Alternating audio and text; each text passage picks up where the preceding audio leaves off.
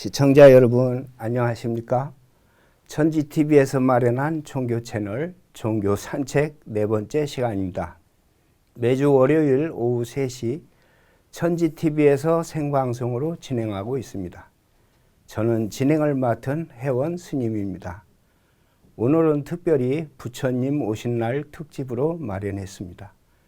오늘도 저와 함께 걸어주실 김중호 도장님 이 자리에 나오셨습니다. 안녕하십니까 도장님? 일주일간 별일 없이 잘 계셨죠? 예, 네, 잘 지냈습니다. 스님께서도 잘 지내셨는지? 네, 덕분에 예, 잘 있었습니다. 예, 특집이라고 하니 뭔가 특별한 것이 있을 것 같지만 꼭 그렇지는 않습니다. 우리는 하루하루가 날마다 특별한 날이기 때문이죠. 오늘도 어김없이 마음의 위안이 되는 글로 첫걸음을 떼어보도록 하겠습니다. 해골물 하면 원효대사 떠오르실 겁니다. 원효대사의 주옥같은 어록을 함께 보시도록 하겠습니다. 마음이 생기면 우주 만물이 생기고 마음이 사라지면 해골물과 깨끗한 물이 서로 다르지 않는 법이로구나. 이 세상 모든 것이 오로지 마음에 의해 좌우되는 것이라고 그분이 어찌 우리를 속일 수 있겠는가. 사람의 모든 것은 마음먹기에 달려있다 하는 일체유심조 교훈이 달려 있습니다. 인간의 고통도 행복도 모두 마음먹기에 달린 것입니다. 이 말을 한 배경, 깨달음의 배경에는 나당 연합군으로 백제를 멸망시키고 또 나당이 연합하여 고구려까지 무너뜨리고 하려고 할 때 의상대사와 원효대사가 당나라로 공부를 하러 가서 현장법사로부터 공부를 배우려고 가려고 뜻을 맞춰서 이제 가는 도중에 지금의 평택시, 화성시 평택 부근에 자리가 수도사라는 곳이 자리하고 있는데 거기에서 깨달은 겁니다. 근데 그 자리가 옛날에는 그 무덤터, 어떤 분은 이제 동굴이라 하고 어떤 데는 무덤터라고 하는데 밤이 깊어서 거기에서 여장을 풀고 잠을 잤어요. 그런데 원효대사가 자다가 목이 마르니까 더듬었는데 물을 보니 바가지에 이렇게 물이 담겨 있었어요. 그 물을 아주 맛있게 먹고 잤습니다. 그 아침에 깨어보니 거기에는 해골바가지가 물이 담겨 있고 해골바가지가 많았다고 그래요. 그래서 이제 깨달은 것이 내가 맛있는 물이라고 먹었는데 깨어보니 해골에 물이 담겨 있으니 구역질이 나고 이제 난리가 났죠. 그리고 나서 깨우친 겁니다. 일체가 다 마음의 작용이로구나. 내가 좋은 물, 너무너무 행복한 물이라고 생각을 하고 먹었을 때는 그렇게 잠도 잘 오고 잘 잤는데 해골물이라고 생각을 했으니 이때는 이제 구역질이 나는 거죠. 다시 아침에 보니까. 이것이 다 이제 마음의 작용이다. 그래서 의상대사는 공부를 하러 가고 원효대사는 공부를 이제 아니 가고 남아서 모든 것이 그 마음에 달려 있다고 하는 그런 말씀을 크게 깨우침으로써 그때부터 공부를 더 많이 하죠. 오히려 현장법사가 가르치는 그런 것에서도 이 마음의 작용이라는 이것을 깨우친 이것이 오히려 현장법사에도 영향을 줬다고 그래요. 그만큼 원효대사는 훌륭한 분으로서 일본이나 중국이나 한국이나 이 대승기실론서 같은 이런 훌륭한 책 이런 것을 남길 수 있었던 것 같습니다. 이렇게 해서 원효대사가 이 신라 시대의 왕실 그 불교였었는데 이제 백성들에 이르기까지 민족 불교로 탈바꿈이 되고 많은 사람들에게 편안하게 가르침이 전파될 수가 있었습니다. 생각과 마음이 맑아지려면 한 번씩 내 자신을 돌아보는 여유가 필요합니다. 불교에는 세속에 물들지 않고 화생의 근원이자 극락, 또 천국, 파라다이스, 평온하고 행복한 곳을 상징하는 그런 연꽃이 있는데요. 매년 석가탄신일이 되면 길가 위에 달려있는 연꽃 모양의 전등을 보셨을 겁니다. 오늘 알면 쓸모있는 종교 상식에서는 연꽃에 대한 이야기를 또 해드리려고 합니다. 알면 쓸모있는 종교 상식, 알쓸종상. 오늘의 주제는 연꽃입니다. 연꽃 하면 세속에 물들지 않고 중생을 구제하는 불보살을 상징합니다. 연꽃은 불경에서 상징한 무량수경에서 그 연꽃은 정토의 생명을 탄생시키는 화생의 근원으로 설명되고 있는데요. 아미타경에선 연꽃은 극락정토를 상징하기도 합니다. 연꽃은 불교요, 또 불교하면 연꽃입니다. 부처님께서 제자들을 이끌고 길을 가시는데 먼 곳에 연꽃이 쫙 펴 있었어요. 진흙 연못에 연꽃이 피어 있었는데 그 연꽃을 보시면서 온만이 밤에 두흠합니다. 저기에 피어 있는 진흙밭에 피어 있는 저 꽃을 보아라 그 말이에요. 이 진흙밭은 이 속세를 얘기하고 마치 속세하면은 권모술수와 여러 가지 탐진치 삼독심이 있고 인연 악과가 많은 그런 자리를 나타내겠죠. 또 진흙이라는 것은 우리 육신을 말하기도 하고 속세를 말하기도 하는데 연꽃은 거기에서 물들지 않고 청정하게 철염청정하게 피어나는 것이죠. 진흙 속에 너무나도 깨끗한 그런 연꽃, 아름다운 향내. 불교는 속세를 떠나는 게 불교다 이렇게 생각을 하는데 여기에서 큰 가르침은 오히려 연꽃과 진흙밭은 떨어질 수가 없는 관계란 말이죠. 그러니까 떠나라기보다는 어떻게 보면 속세에서 연꽃을 피워가지고 썩어 문드러지는 냄새를 대신해서 연꽃 향으로 가득하게 하고 또 연꽃이 진흙밭을 정화하는 그런 작용을 하지 않습니까? 그러니까 우리는 속세를 떠나는 게 아니라 오히려 속세에서 더 세상을 아름답게 진흙밭처럼 썩은 내가 나는 세상이 아니라 향내 나게 하는 그런 역할을 하라고 하신 것입니다. 이게 저 진흙밭에 피어있는 꽃을 보아라. 많은 사람은 진흙밭에 빠질세라 뒷걸음을 치잖아요. 근데 불교는 오히려 떠나는 게 아니라 속세에 뛰어들어가서 그곳에서 꽃을 피우고 향내로 바꾸는 작업을 하는 게 부처님의 뜻이었던 것이죠. 그걸 가르친 겁니다. 제가 세계 대표로 갔더니 뉴질랜드 대표가 그러더라고요. 제가 한국에 갔었는데 절을 볼 수가 없습니다. 그래요. 전부 십자가만 있고 절은 안 보이는데 한국도 불교가 융성한 나라로 알고 있는데 어떻게 절이 안 보입니까? 그래서 이제 역사를 좀 모르니까 사실 절이 이조시대 때 억불정책으로 산으로 피신을 한 것이지 고려시대나 신라시대는 다 이 신의 중심에 있었던 거죠. 근데 박해를 하니까 피해갔고 또 좀 약한 곁길로 가지만 동남아나 이런 데로 가면 다 가정마다 이렇게 운부를 모셔요. 조그마한 부처를 다 모시는데 한국은 그게 없어요. 한국만 절에만 가면 신자고 집에 가면 불상이 없어.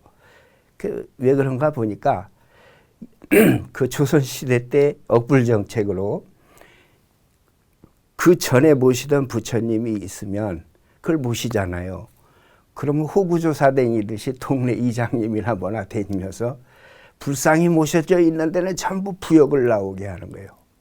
부역을 나오게 하고 일시키고 어려움을 많이 이제 불합리한 노동을 많이 시키고 하다 보니까 야, 부처님을 모시면 집에 부처님을 모시면 우환이 있다. 이렇게 된 거예요. 실제로 부처님을 모시면 그 당시에 우환이 있었어요. 왜? 신적인 면이 아니라 정책적으로 막 불합리를 주어서 그렇게 박해를 했거든요.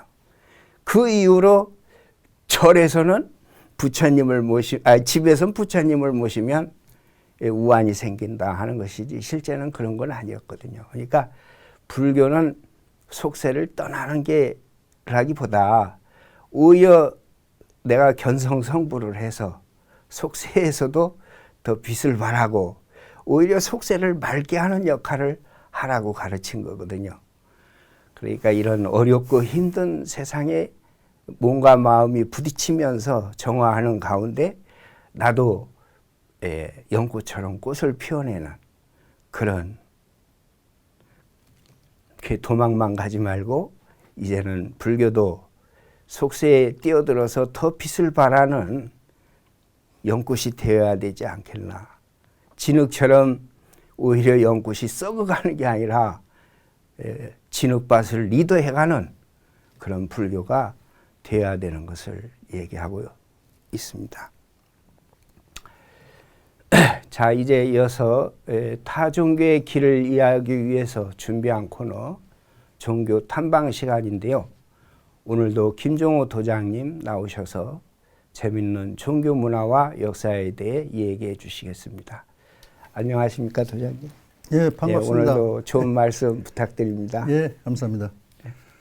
스님께서 불교 연꽃 그다음에 이 스님의 그 깨달음에 대해서 말씀 잘 들었습니다. 오늘은 또 불교와 뗄래야 뗄 수 없는 이제 산신당, 산신령에 대해서 준비를 했습니다. 이 우리나라 무속신앙의 근본이고 명산대처에 모두 산신이 거주하는 곳인데 불교에서는 특별히 사찰 뒷산에 산신각을 모시고 그곳에서 이 부처님을 사찰을 보호해주는 역할을 했다고 봅니다. 그리고 국가나 민간, 마을을 보호하는 수호신으로서 우리나라 각 마을과 대처에 모두 산신각이 이루 셀 수 없이 많이 모셔져 있습니다. 이것은 이제 우리 토속신앙인데 이런 무속신앙을 우리가 민족 풍속에서 어디 가든지 찾아볼 수가 있는데 이제 역사적인 긴 세월 동안 약 5,000년이라고 할 수 있는 고조선 시대부터 단군 시대부터 이 무속신앙, 산신신앙이 출발됐다고 봅니다. 그래서 상공유사, 단군신화, 조선왕실록, 왕조실록 등의 산신이 이제 나라를 보호하고 이제 백성과 민족의 국태 민안을 이루어주기 때문에 나라에서 큰 행사를 하기 전에 이제 산신에게 기도를 드리고 이제 기우제를 지내는 그러한 모든 행위를 산신과 같이 해온 우리 민족의 긴 역사를 갖고 있습니다. 그래서 산신의 역사를 보면은 한민족의 시조인 단군이 고조선을 건국해가지고 1500년 동안 47단군이 나타나셔가지고 이제 그 고조선을 다스렸습니다. 그리고 아사달로 돌아와가지고 산신이 되었다는 단군 신화에 기록되어 있는데 그 후에 천신의 아들인 환웅이 신단수 아래로 강림해서 후예인 단군이 산신으로서 이 땅을 지키고 보호하는 민족 신앙으로서 이제 단군의 국조가 산신이 되었다는 그런 신앙의 그 설화입니다.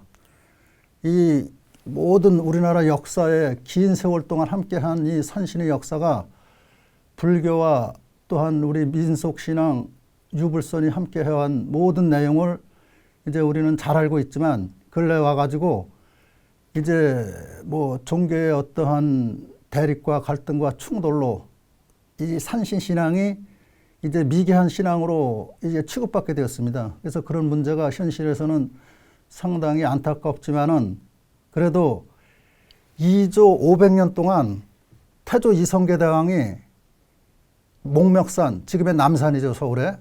남산에다가 이제 국사당을 지어가지고 남산에 있는 산신을 목멱대왕이라는 벼슬을 줘서 이제 남산에 있는 산신과 이제 태조 이성계 대왕과 함께 하늘에 천재를 올렸어요. 그것은 이제 2조를 출발하면서 국태민안, 국가와 백성과 민족을 위한 그런 그 안위를 걱정하면서 하늘 앞에 보호해달라고 왕께서 직접 그 제를 올린 아주 귀한 역사를 가지고 있습니다. 지금도 그 남산에는 이제 이 일제시대 때 이 일본 사람들이 그 국사당을 인왕산으로 옮기고 자기들의 거기다 신사를 졌어요. 자기들 신을 모시는. 그리고 이제 해방 후에 다시 이제 그 정부가 그 신사를 헐어버리고 이제 국사당을 글로 복원시켜야 되는데 복원시키지 않고 거기다가 팔각정을 졌습니다. 그래서 이제 국사당이라는 자체가 유명무실하게 500년 역사가 사라졌어요. 그래서 우리나라의 이제 그 사단법인 목멱사랑회라는 것을 이제 그 남산도깨비라고 우리나라에서 제일 큰 무속인이 있습니다. 그분이 김재현 원장인데 이분이 사단법인 이 목멱사랑회 회장으로서 남산의 천재를 올해까지 알아보니까 27회째를 지냈대요. 그래서 이제 그 사진을 보면은 그 재물을 차린 것만 해도 뭐 수억 원어치씩 차려가지고 저 사진에 나오듯이 엄청난 내용을 가지고 이 민족을 이제 그 대변하는 하나의 역사의 명맥을 지켜왔습니다. 그래서 그 김재원 원장이 수고인 오정에 또 감사드리고 또 이 시간을 빌어가지고 우리나라 백두산, 한라산, 명산 대처에 있는 산신들이 이제 우리 민족의 어떠한 영신으로서 단군 국조와 함께 인연되어 있는 모든 내용들을 가지고 있는데 근세에 와가지고 뭐 시쳇말로 대우를 못 받고 이제 그런 지경에 이르러서 그 산신분들께 또 어떤 죄송한 마음 또 한민족으로서 그런 마음을 갖고 이제 우리가 다시 이 신이라는 존재를 가장 가까이서 느낄 수 있는 게 산신이에요. 그리고 그 산신이라는 존재는 우리가 죽음을 맞이해서 무덤을 쓰거나 이제 무슨 뭐 이렇게 저거를 이제 뭐 여러 가지 그 저걸 할 때 산에다 갖다 그 모든 유골이나 시신을 이제 모시죠. 그래서 이제 그 조상을 모시는 습관에 의해서 산에다 모시는데 그 산의 미완성의 조상들 영혼들을 보호해주고 지켜줬던 역할을 했던 게 또 산신입니다. 그리고 또 불교에서는 대웅전의 그 신들을 보호하고 지키면서 성장 발전시켜 왔던 그런 영계 신의 역사가 있는데 사실은 그것이 뭐 밝혀지지 않고 있죠, 잘. 그래서 이제 그런 부분에 대해서도 이제 무속신앙에서 하는 개인의 구원과 해원보다는 좀 더 이 영혼에 대해서 차원 깊은 내용으로 이제 우리가 다시 한번 알아볼 시대가 됐지 않았나 이러한 의미에서 한번 말씀드려 보고요. 이제 우리가 이 산신을 어떠한 각도에서 볼 수 있느냐. 이제 기독교에서 이제 어떠한 그 조상신이나 이 산신을 모시는 것을 여러 가지로 비판해 왔습니다, 사실. 마귀, 사탄 뭐 이런 형식으로 해왔는데 이런 문제에 대해서도 이 무속인들이 신앙을 잘못했기 때문에 그러한 비판을 받는 거라고 봅니다. 그리고 기독교에서 그렇게 비판을 하는 것은 많은 그 모든 그 잘못이 있다고 봅니다. 내용을 알지 못하고 이제 우리 민족을 5,000년간 긴 세월 동안 지켜주고 우리 민족의 산신을 뭐 좋은 말로 얘기하면 할아버지예요. 그리고 인간들은 손자, 손녀로서 할아버지가 손자, 손녀를 사랑하고 아껴주고 위해주고 보호해주는 것은 당연한 이치입니다. 그런데 그렇게 성장한 사람들이 이제 외래 종교에 의한 어떤 기준을 중심 삼고 우리 민족이 가지고 있었던 신앙의 뿌리를 이제 공격하고 그거를 뭐 그렇게 혹세무민하는 것은 상당히 잘못된 편견이라 봅니다. 그래서 이 자리를 빌어서 한번 이런 어떤 말을 또 제시해야지 산신이나 우리가 모셔온 우리 민족 신앙에 대해서 또 어떠한 그 대처가 되지 않나 이렇게 봅니다. 그리고 또 한 가지 이제 그 우리가 이 종교의 이 어떠한 산책 또 종교 탐방의 시간인데 가장 기초적인 신앙인 산신과 그 다음에 우리 유불선의 모든 영혼과의 관계성이 이제 뗄래야 뗄 수 없는 관계. 그리고 이제 외래 종교가 들어와서 이제 차원 높은 우주와 영계, 천국의 극락에 대한 내용을 이제 크게 부르짖고 있지만은 사실 인간의 영혼이라는 것은 이제 이래 우리 민족 도교 측면에서 보면은 어떤 종교와도 관련이 있지만은 이상과 이념이 자기 영혼은 자기가 스스로 완성시켜야 되는 그러한 어떠한 가치를 갖고 있습니다. 아무리 외부에서 자기 영혼을 성장, 발전, 완성시켜주는 것은 한계가 있습니다. 그래서 자기 스스로 수행도 하고 노력도 하고 선행도 해서 자기 영혼을 밝고 아름답게 이제 비춰주는 것, 만드는 것만이 신앙의 근본이고 또 우리가 신앙을 하면서 남의 종교, 타 종교에 대해서 아무 이유 없이 비판하는 모든 내용들을 삼가해야 된다고 봅니다. 예. 제가 질문을 좀 드리려고 했는데 시간이 많이 갔어요. 많이 갔습니다. 네네. 그 산신이 민족적, 종교적으로 뭐 어떠한 영향을 미친 것이 있는지 간략하게 해주세요. 지금까지 뭐 여러 가지 면으로 말씀드렸지만은 우선 국조인 단군 시조께서 산신이 되셨다는 우리 그 설화에 이제 명백히 나와 있는 설화가 있고 그럼으로써 중요한 것이고 또 우리가 진화 발전 과정에서 살아오면서 문명이 발달되지 않은 시대에는 모든 것을 산신께 의존하고 산신께 기도하고 어려운 문제를 이제 기복신앙이라지만은 간구하면서 살아왔습니다. 그래서 우리 옆에 가장 가까이 있는 것이 산신이고 또 그분들의 도움을 알게 모르게 받았던 것이 산신이고 또 그분들을 할아버지 입장에서 인간은 후손으로서 산에 기대어 살고 만물에 기대어 사는 사람으로서 손자 손녀로서 인간들을 지켜주고 보호해줬다는 것을 이제 말씀드리고 싶고 또 한 가지 이 만물을 창조할 때 창조주께서 산신을 이제 통해서 이 만물을 창조했다고 보는 관이 있습니다. 그래서 이 문제를 네. 산신과 관계된 면제로 보고 있습니다. 네네네. 예. 예.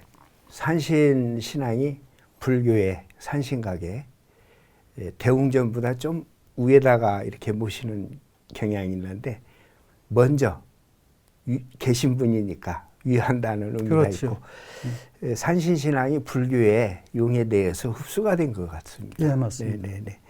그리고 남산 그 팔각정자리가 국사당 터였다는 걸 오늘 좀 알게 됐습니다. 아주 굉장한 자리네요. 전 거기 가서 앉아 있었는데 아무 의미 없이 앉아 있었거든요. 참 좋은 정보를 주신 우리 김종우 투장님 감사드립니다. 감사합니다.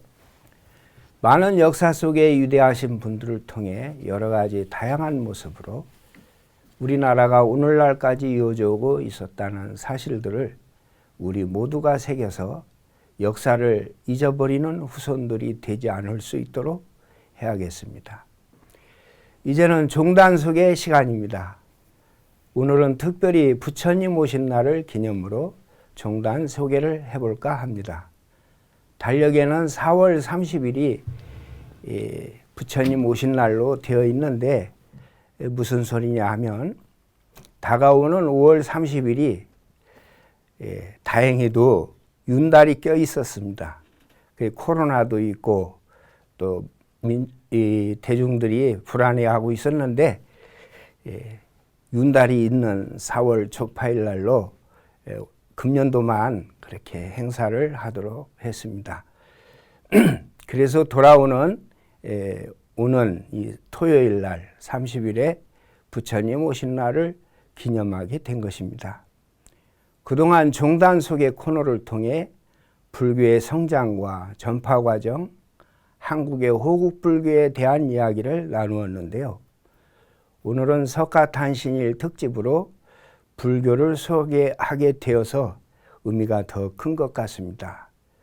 오늘을 포함해 여러 차례에 걸쳐 이렇게 불교를 소개하는 것은 모든 총단이 그렇듯이 짧은 시간에 해당하는 종단의 사상과 역사를 모두 알 수는 없기 때문입니다. 저도 모든 종단을 통달한 사람이 아니기 때문에 여러분과 함께 공부하면서 함께 알아보는 시간을 가지기 위해서입니다. 앞으로도 불교뿐만 아니라 다양한 종단을 다룰 예정이니까 한번 기대해 주시길 바랍니다. 이러한 시간을 통해서 여러분께 종교에 대한 오해를 풀고 새로운 인식과 가치관을 새겨드리는 산책길 되시기를 바랍니다. 그럼 시작해 보겠습니다. 정확한 기록이 없고 학자에 따라서 100년 정도 차이가 나지만은 부처님은 BC 5, 6세기경에 탄생하셨습니다. 불교의 탄생 배경을 이해하기 위해서는 2500여 년 거슬러 올라가 봐야 됩니다. BC 1500년에서 3000년경 인도는 인더스 문명을 기반으로 드라비다족과 같은 고대인들이 살다가 갑작스러운 멸망을 받습니다. 유중앙아시아에서 겐지스강으로 진출해온 아리아인들이 베다 시대가 열리게 됩니다. 베다라는 말은 아리아인들의 종교를 말합니다. 철기 문화로 무장한 전차와 말의 아리아인들은 농경 문화의 토착민들을 지배합니다. 정복민 아리아인과 선주민 사이에선 필연적으로 계급이 시작되기 시작합니다. 아리아인들은 베다, 즉 사제 집단의 브라만과 정치와 군사를 관장하는 크샤트리아, 농공 상인 계급 바이샤가 되고요. 노예 계급 수드라는 피정복민들 다수로 이루어지게 되었습니다. 이 계급이 차츰 카스트 제도로 성립이 되기 시작한 겁니다. BC 5, 6세기경이 되자 브라만 중심의 사회에서 변화가 나타납니다. 당시 겐지스강, 지금은 강가강이라고 하는데요. 그 강가강을 중심으로 농산물이 풍부했고 상공업도 크게 발달하기 시작했습니다. 먹고 살기에 불편함이 없게 되었는데 이에 따라서 제사장 계급인 브라만의 지배력이 약화되고 정복 전쟁을 통해서 힘이 세워진 크샤트리아인들이 왕권 국가를 세우게 됩니다. 이런 환경에서 예로부터 전해진 베다 종교는 힘이 약해질 수밖에 없었습니다. 사상의 자유가 용인되는 분위기에서 여러 종교, 철학, 사상가가 나타났고 심지어 왕들은 대도시의 철학자들을 불러 자유 토론회를 자주 열었다고 합니다. 이제 시대 상황은 잘 설명이 된 것 같고요. 부처님의 탄생에 대한 이야기를 본격적으로 해볼까 합니다. 부처님의 성은 고타마, 이름은 시달타입니다. 부처님의 또 다른 존칭 석가모니의 유래를 설명드리자면 당시만 해도 부족 국가였습니다. 부처님은 네팔 왕국 중에 샤카 종족의 중심지인 카필라 성에서 태어났고 크샤트리아 계급이라고 알려져 있습니다. 석가는 샤키아 민족의 명칭을 한자로 발음한 것이고 모니는 깨달은 성인이라는 의미를 가지고 있습니다. 그래서 석가모니란 뜻은 석가족 또는 사키아족의 출신인 성자라는 뜻입니다. 부처님이 아리아인의 후예인지 네팔계 민족에 속하는 종족인지는 정확하진 않지만 아리아 문화권 아래의 네팔 지역 왕가의 자손임은 분명합니다. 궁전에서 매우 유복한 유년 시절을 보낸 시달타는 깊은 사색에 자주 잠겼다고 합니다. 경에 전해지는 내용에 보면 부처님은 인간이 늙고 병들고 죽어가는 생로병사에 대하여 반복적인 관찰을 계속했다고 기록되었습니다. 아버지 왕은 태자가 사색에 잠기는 버릇이 결혼을 하면 좀 나아질까 하여 풍습에 따라 16세에 결혼을 하고도 시다르타의 고민은 더 깊어져만 갔습니다. 결국 고타마 시다르타는 29세에 출가하여 수행자의 삶을 시작하게 됩니다. 당시 둘을 구하는 사람은 출가 후에 각처로 돌아다니는 생활을 하며 걸식을 했습니다. 시다르타는 당대 유명한 두 스승을 차례로 찾아가 수행을 했습니다. 산속에서의 수행 방법은 상당히 위험하고 고통스러웠습니다. 짐승의 위협과 공포를 이겨내야 했고 거의 먹지 않아 갈비뼈가 보일 정도로 수척해졌습니다. 6년 동안 가진 고통을 이겨가며 수행했지만 깨달음을 얻지 못한 시달타는 고행이 무의미하다는 것을 깨닫게 되었습니다. 고행을 멈춘 시다르타는 겐지스강, 요즘 말로 강가강 중류 남쪽에 있는 우루엘라 마을의 부타가야 보리수 나무 아래에서 깊은 명상에 들어갑니다. 35세에 드디어 깨달음을 얻고 붓다, 즉 깨달은 자 부처가 됩니다. 시청자 여러분, 과연 부처님께서 어떤 깨달음을 얻으셨는지 궁금하시죠? 2500여 년이 지난 오늘날까지 그 깨달음을 얻기 위해서 많은 사람이 불교에 귀의합니다. 당시만 해도 부처님의 말씀을 정확히 기록하여 전할 수 있는 종이와 인쇄술도 여건이 많이 허락하지 않았습니다. 그런 때라 부처님 말씀은 부전으로 전승되었던 겁니다. 그래서 수많은 경전에서 설하는 것이 모두 한결같지는 않지만 그러나 그 중에서도 핵심이 되는 말씀들이 있습니다.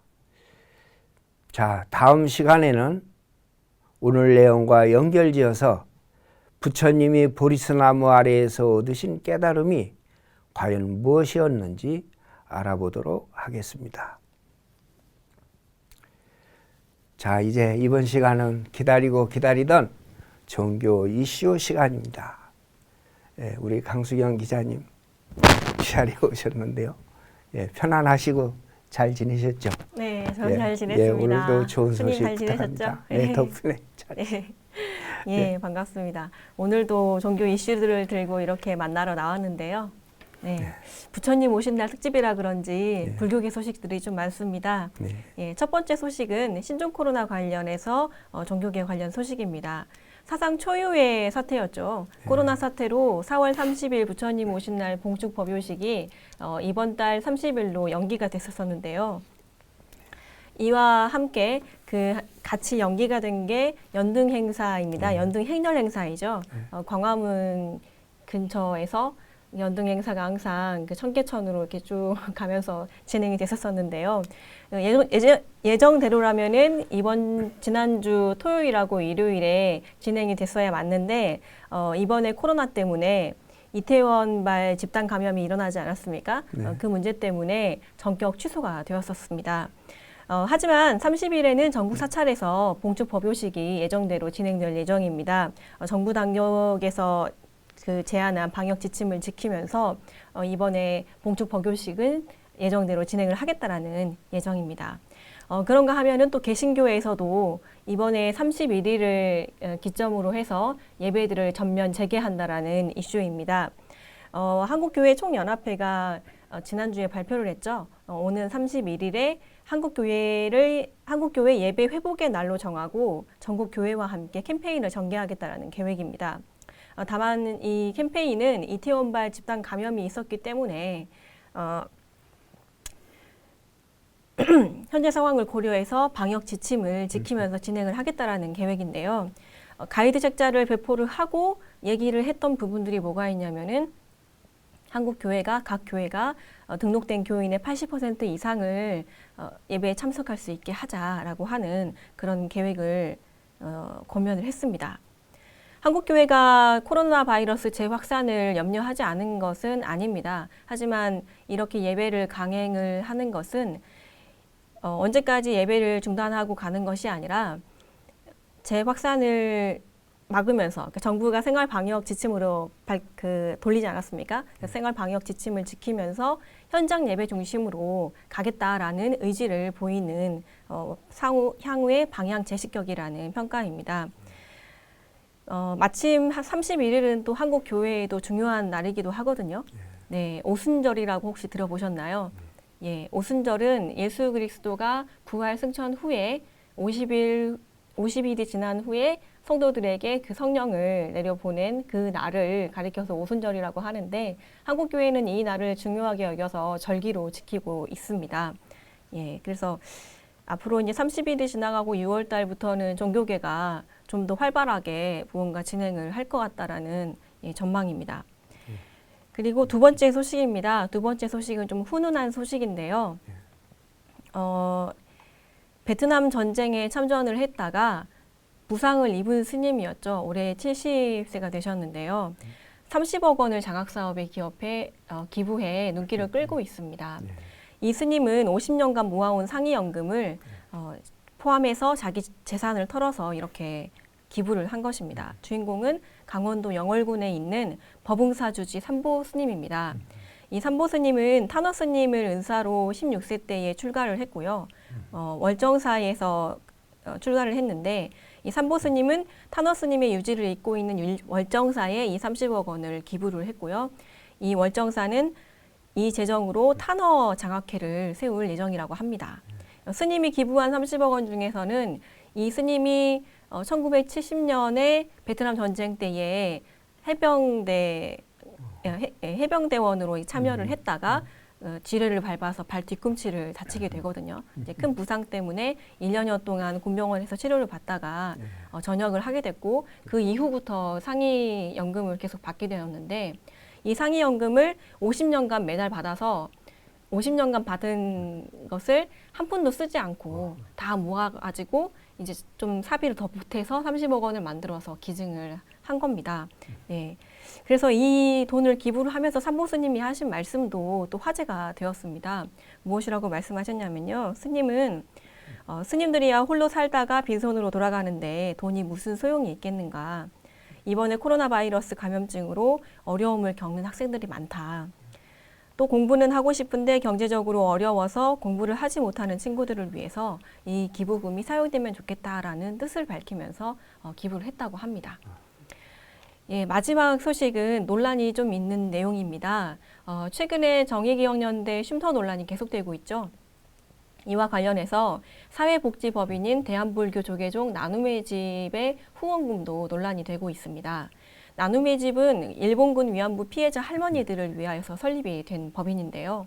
지난 19일이었죠. MBC PD수첩이 후원금 일부가 기부자들의 그 의사와는 관계없이, 동의와는 관계없이 생활관 증축에 사용이 됐다라고 지적하면서 논란이 됐습니다. 이 방송에서는 직원들이 나와서 폭로를 했고요. 그 폭로 중에서는 그 위안부 할머니들의 생활비라든지 병원비로 후원금을 사용하고 싶어도 사용할 수 없도록 압박이 있었다라는 의혹이 제기가 됐습니다.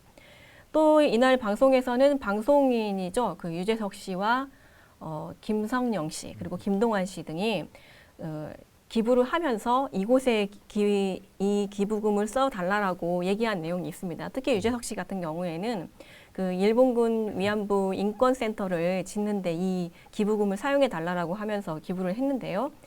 이 금액이 생활관 건립에 들어가는 바람에 문제가 생겼다라고 합니다. 네. 예, 그런 주장들이 있게 되었는데요. 조계종은 이 방송이 되기 전에 입장문을 내고 MBC가 사실을 왜곡했다라고 입장을 밝혔고 또 해당 복지법인이죠. 사회복지법인인 나눔의 집은 조계종과는 전혀 상관이 없는 곳이다. 조계종이 직접적으로 운영하지도 않고 관리나 감독도 하지 않는 곳이다라고 이야기를 했습니다. 나눔의 집도 이날 같이 입장문을 내고 이 같은 사실에 대해서 참여한다. 피해에 대해서는 책임을 통감한다라고 밝혔습니다. 나눔의 집은 이 법인과 관련해서 조계종과 상관이 없다라고 선을 그었거든요. 그런데 조계종 홈페이지에 들어가서 보면 그 홈페이지에서는 불교 사회복지 현황에 나눔의 집이 검색이 되고 있습니다. 그래서 논란은 쉽게 사그라들지는 않을 것 같습니다. 예, 한편 이 나눔의 집과 관련해서 천주교, 불교, 원불교, 천도교 그리고 개신교 등 5개 종교 지도자들이 모여서 나눔의 집과 관련해서 서로 탓할 때가 아니다. 지금은 역사 바로 세우기를 계속해야 될 때다라고 하면서 지나친 지적은 피해야 된다라는 입장을 밝혔습니다. 네, 이번 주 소식을 여기서 마무리를 짓겠습니다. 네, 아이고 이번 주는 훈훈한 소식도 있고 또 좀 좋지만 참 승려 또는 종교 지도자들의 그 위치가 어떠냐에 따라서 번창도 할 수 있고 쇠퇴도 할 수 있다는 것. 어떻게 보면 사람이 귀하게도 하고 천하게도 하는 건 이 사람에게 달렸는데 직분 맡은 자에게 큰 책임이 있는 것 같습니다. 저도 좀 이렇게 생을 마감할 때 뭐가 하나는 있어야 될 것 같은데 지금 그냥 하루하루 지내기 바쁜 것 같습니다. 오늘 프로 뉴스를 보면서 나도 좀 뭔가 하나는 해야 되지 않겠나 하는 생각도 해보게 됐습니다. 예, 오늘 이렇게 훌륭한 일도 있고 또 좀 마음이 답답한 일도 있었는데요. 예, 오늘 특별히 석가탄신일 기념으로 생중계가 되고 있습니다. 고품격 방송 천지TV 종교산책과 함께하고 있습니다. 이야기에 빠져 걷다가 보니까 시간이 참 빠르게 느껴집니다. 세월만큼 시간도 참 빠른 것 같습니다. 종교산책은 세계 모든 종교와 종단이 서로를 이해하며 함께 성장하고 상생할 수 있도록 준비한 방송입니다. 서로를 이해해야 용서를 할 수 있고 넓은 마음이 있어야 큰 교훈을 담을 수 있겠죠. 우리에게 참으로 깊은 교훈을 주고 있는 공자의 말씀을 보면서 오늘 방송을 마무리할까 합니다. 다음에 4가지를 두려워해야 한다. 첫째, 도의에서 벗어나는 것. 둘째, 학문을 게을리하는 것. 셋째, 정의를 듣고도 실행하지 못하는 것. 넷째, 착하지 않음을 고치지 못하는 것. 이를 항상 두려워하고 그렇지 않았을 때는 즉각 반성하고 고쳐야 한다. 예, 이 어록은 행실을 강조하는 것 같습니다. 우리가 행함이 없으면 드러나는 것도 없고 또 자기가 신앙하는 그런 세계를 올릴 수도 없다고 봅니다. 행실을 잘 해야 되겠다 하는 생각이 이 어록 중에 드러납니다. 오늘 준비한 이야기는 여기까지입니다. 여러분 어떠셨어요? 1시간 동안 여러분의 생각과 마음에 평화의 새 한 마리 깃드셨습니까? 종교 산책은 여러분의 사랑과 관심 속에 조금씩 커갈 수 있으니까 구독과 좋아요 꼭 부탁합니다. 잊지 마세요. 매주 월요일 3시 천지TV 종교 산책 생방송으로 진행합니다. 여러분의 많은 사랑과 관심 부탁드립니다. 다음 주에도 알찬 소식과 정보로 찾아뵙도록 하겠습니다. 오늘의 산책은 여기까지입니다. 시청자 여러분 함께 산책해 주셔서 감사합니다.